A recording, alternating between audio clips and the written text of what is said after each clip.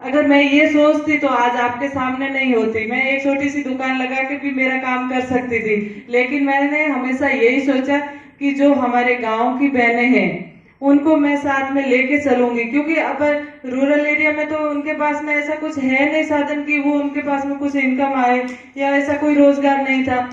आज से 14 साल पहले आप सोच सकते हैं कि गांव की हालत क्या थी। न पीने के लिए पानी थी, न सड़कें थी। वहां उस टाइम घर घर जाके महिलाओं को काम के प्रति मोटिवेट करना बहुत मुश्किल था, और उनके घर जाने के बाद भी कई ताने सुनने को मिलते थे कि पता नहीं आप इनको क्या सिखा के जाओगे, कल ये हमारा कहना मानेगी या नहीं मानेगी, कल कहीं जाना पड़ेगा। तो ऐसा लगता था मुझे भी कि क्यों करें, मैं मेरे लिए जो कर रही हूँ वही बहुत है। लेकिन जब महिलाओं से मिलती, बात करती, तो लगता कि इनकी भावना है काम करने की। तब घर वालों को समझाते कि इनको कहीं नहीं जाना पड़ेगा, ये अपने घर का काम करके जो भी दिन में 2-3 घंटा टाइम मिलता है उसमें ये काम करेगी और इनको हम काम दे के जाएंगे, लेके जाएंगे। तो कुछ बहनें साथ में जुड़ी, जब उनके पास में इनकम आने लगी तो और भी बहनें साथ में जुड़ना शुरू हुई। तो इस तरीके से धीरे धीरे करके आज 30,000 से ज्यादा बहनें हमारे साथ में जुड़ी है। एकदम से नहीं हुआ है ये 14 साल का सफर है। तो इस तरीके से मैं आपको यही कहना चाहती हूँ कि आज अपने पास में सारे संसाधन हैं तो उनका उपयोग करके, सदुपयोग करके अपन आगे बढ़े। इसी तरीके से जैसे मेरी 8वीं में स्कूल छूट गई थी, मैं आगे नहीं पढ़ पाई, लेकिन मेरी भावना ये थी कि आज भी गांव की बच्चों की स्कूल छूट जाती है, वो आगे नहीं पढ़ पाते, कुछ आर्थिक कारणों की वजह से उनकी स्कूल छूट जाती है। तो मैंने सोचा मैं ऐसा क्या करूं जिससे वो बहनें भी आगे पढ़ पाए। तो मैंने सोचा कि क्यों ना इनकी स्कॉलरशिप की व्यवस्था की जाए जिससे वो आगे पढ़ पाए। तो इसी साल हमने 50 बच्चों को सुना और 25-25 हजार रुपए पर सालाना उनको दिया, और वो आज पढ़ाई कर रहे हैं आगे। तो इससे मुझे खुशी मिलती है। ऐसा नहीं कि वो नहीं पढ़े, वो अच्छा है। इसी तरीके से जब मैं 8वीं में पढ़ रही थी, एक बार टूर्नामेंट गई थी, वॉलीबॉल की टूर्नामेंट गई थी। तो वहां के बाद ना मेरा स्कूल हुआ, ना मैं कभी स्पोर्ट में आगे जा पाई, लेकिन मन में कहीं ना कहीं था। जब मैं दिल्ली में थी, मैं प्राइवेट की गुडविल एम्बेसडर, उस पर भी मैं आऊंगी, लेकिन प्राइवेट की एम्बेसडर एक और भी थी, ब्रांड एम्बेसडर, जो मैरी कॉम। मुझे पता नहीं था कि मैरी कॉम करती क्या है।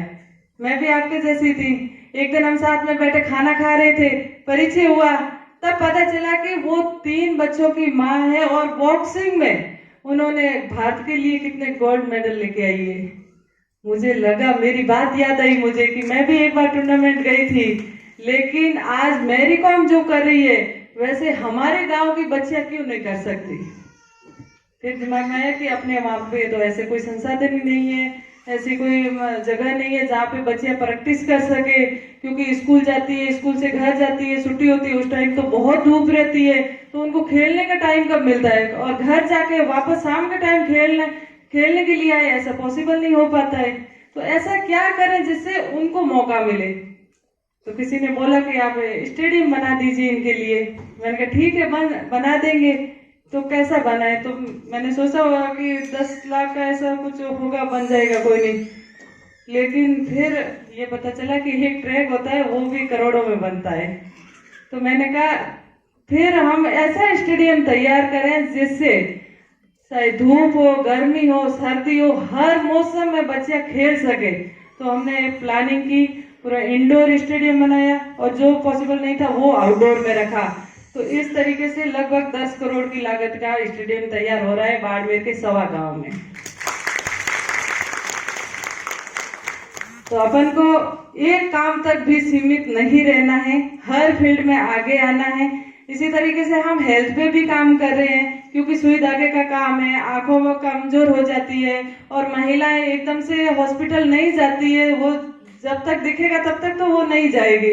इसलिए हमने एक हेल्थ वैन ली, डॉक्टर्स की टीम ली, और पूरे चेकअप के इंस्ट्रूमेंट लिए, और गांव गांव घर घर जाके उनके आई टेस्ट के कैंप लगवा रहे हैं, उनको फ्री ऑफ कॉस्ट चश्मे दिए जा रहे हैं। पिछले साल हमने 20,000 लोगों के किए थे, और अभी वापस शुरू हुए, तो 20,000 इस साल भी होंगे।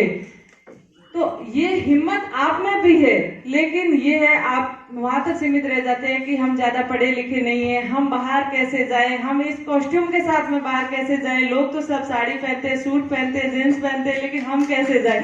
ये बिल्कुल नहीं सोचे, अपन जहां है वहां से काम की शुरुआत करें और आगे बढ़े, जैसे है वैसे ही रहे, स्मार्ट बनने की बिल्कुल कोशिश ना करें, तभी अपन आगे काम कर पाएंगे और अपनी भावना के साथ, अपनी संस्कृति के साथ में अपन आगे बढ़ सकते हैं। और साथ ही अपने बच्चों को भी ये काम जरूर सिखाएं, जो आप कर रहे हैं वो बच्चे सीखेंगे और उनको हो सके ये प्रेशर ना दे कि आपको डॉक्टर बनना है, कलेक्टर बनना है या सरकारी नौकरी में ही जाना है।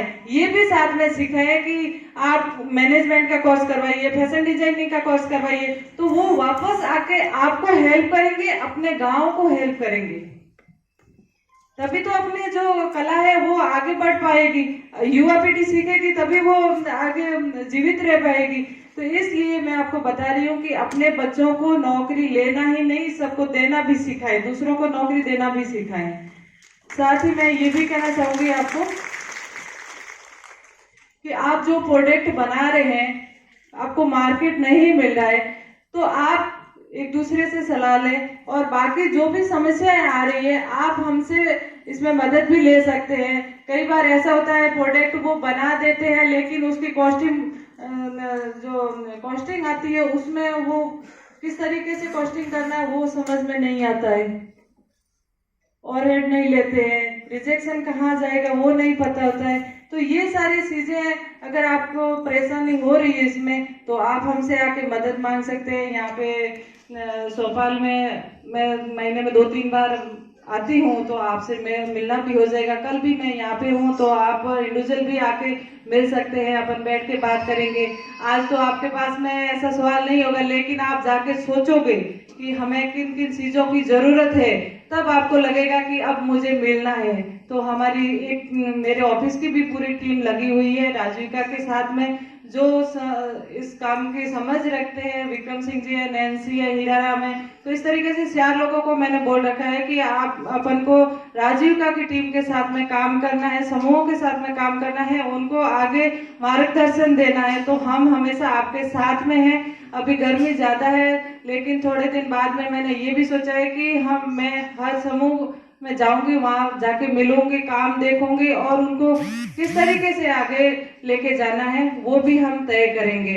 और राजीविका की टीम से भी मैं यही बोलूंगी कि अपन इस तरीके से इन समूहों को आगे बढ़ाए कि एग्जीबिशन, जैसे मैं आपको बताऊं कि मैं ट्राइफेड के ब्रांड एम्बेसडर हूँ, तो हमने क्या किया कि हर स्टेट में अलग अलग जगह पे जाके उनके जो प्रोडक्ट है वो एक एग्जीबिशन लगा था। एग्जीबिशन लगाते हैं, लोग आते हैं, लेके जाते हैं, लेकिन नहीं, एग्जीबिशन को एक फेस्टिवल बनाया। फेस्टिवल बनाया तो लोग ज्यादा आने लगे। जहां मैं जाती, मैं आपको बताऊं, भोपाल में हमने एग्जीबिशन किया था और साथ में आदि महोत्सव फैशन शो रखा और पर डे शेड्यूल बना के रखा कि इस दिन ये लोग आएंगे, इस दिन ये लोग आएंगे। गेट बंद करने पड़े, इतनी भीड़ हो गई थी। तो इस तरीके से ही हमने दिल्ली हाट में किया, तो दिल्ली हाट में भी यही हाल हुए कि गेट बंद करने पड़े, दिल्ली हाट की इतनी भीड़ हुई। तो इस तरीके से जो बिजनेस है वो अपना ग्रोथ करेगा। तो हम आगे जो भी एग्जीबिशन करेंगे वो इस तरीके से करेंगे तो अपनी बहनों को फायदा मिलेगा। और मैं एपीसीएस के साथ में भी जुड़ी हुई हूँ, तो वहाँ पे जो हम एग्जीबिशन करते हैं वो इंटरनेशनल बायर आते हैं वहाँ पे, और वहाँ जो अपने प्रोडक्ट होते हैं वो देख के वो अपन उसको एक्सपोर्ट भी कर सकते हैं। तो ऐसे प्लानिंग के साथ में अपन आगे बढ़ेंगे तो अपने जो समूह है वो ऊंचाइयां छुएंगे। और आप बहनें हैं तो आप वापस जाके अपने अड़ोस पड़ोस की बहनों से भी बात करें कि इस तरीके से अपन काम करें कि मिल के करेंगे तभी आगे बढ़ पाएंगे। इंडिविजुअल तो कितना करेंगे, हर एक को एक जिम्मेदारी देनी पड़ेगी, उनके साथ में ही अपन आगे बढ़ सकते हैं। बाकी आप में से भी कोई पूछना चाहे तो आप पूछिए। और मेरे साथ में विक्रम सिंह जी भी आए हुए हैं, तो आपको और वो कुछ जानकारी देंगे अगर आपकी इजाजत हो तो।